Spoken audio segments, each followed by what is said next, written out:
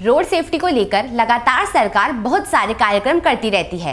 दिल्ली में दिल्ली पुलिस भी इसी तरह के सड़क सुरक्षा अभियान चलाती रहती है और लगातार जनता से अपने कर्तव्य निभाने की भी बात करती है कि दुपहिया वाहन हेलमेट पहनकर चले, चार पहिया वाहन सीट बेल्ट का प्रयोग करें, सभी तरह के सिग्नल का पालन करें, सभी तरह के दिशा निर्देश का पालन करें, शराब पीकर ड्राइविंग ना करें।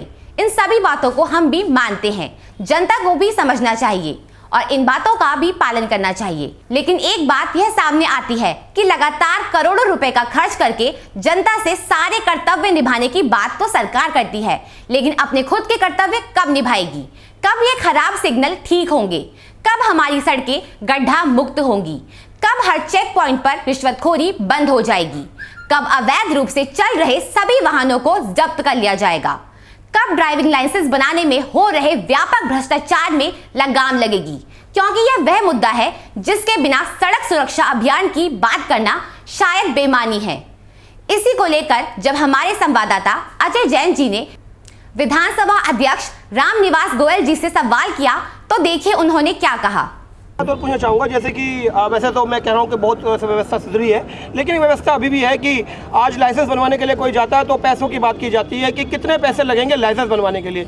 उसको चलाना आता है नहीं आता बाद में देखा जाएगा, पहले ये पूछ बता दीजिए कि कितने पैसे लगेंगे मेरे लाइसेंस बनवाने में। और शायद ये एक बेसिक जो होता है, यदि लाइसेंस एक अच्छे ट्रेनिंग के साथ बने तो शायद आने वाले समय में कुछ एक्सीडेंट कम होंगे। देखिए, मुझे जो जानकारी है वो आपको दे रहा हूँ, आपको है या नहीं मुझे मालूम है।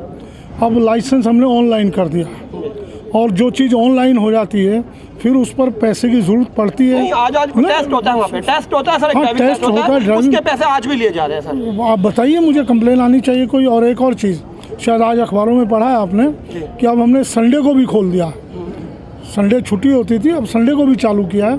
अगर कहीं कोई ऐसे व्यक्ति हैं आपकी निगाह में, हमारे पास कंप्लेन दीजिए। मैंने पहले कहते व्यवस्था सुधरी है, लेकिन मैं एक बात ये कहना चाहता हूँ, कोई ट्रेनिंग इंस्टीट्यूट, क्योंकि आज के टाइम पे जो भारत की व्यवस्था है उसमें बात लाइसेंस बनाने की की जाती है। मैं मान लीजिए मैं अपने बच्चे को आज लाइसेंस प्रोवाइड कराना चाहता हूँ तो मुझे या तो अपने आप उसको सिखाना पड़ेगा, उसको ट्रेनिंग करानी होगी और उसके बाद ही वो लाइसेंस ले पाएगा। लेकिन यदि मेरा बच्चा खुद से, क्योंकि जब सभी तरह के इंस्टीट्यूशन और सभी तरह प्राइवेट इंस्टीट्यूशन हैं जी जो मोटर ट्रेनिंग देने के हैं। नहीं, मैं आपसे पहले सरकार की तरफ से कुछ नहीं होने चाहिए, मैं मना नहीं कर रहा हूँ। सरकार की तरफ से क्या क्या होना चाहिए, पहले तो सरकार की तरफ से बेसिक एजुकेशन दे लें।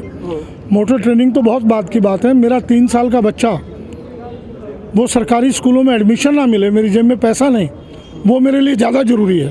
वो गलियों में घूमता रहे, कंचे खेलता रहे, समैकियों के साथ घूमता रहे, 5 साल की उम्र में जाकर उसको सरकारी स्कूल में एडमिशन मिलता है, या 2 कमरे के आंगनवाड़ी में उसको छोड़ा बंद में।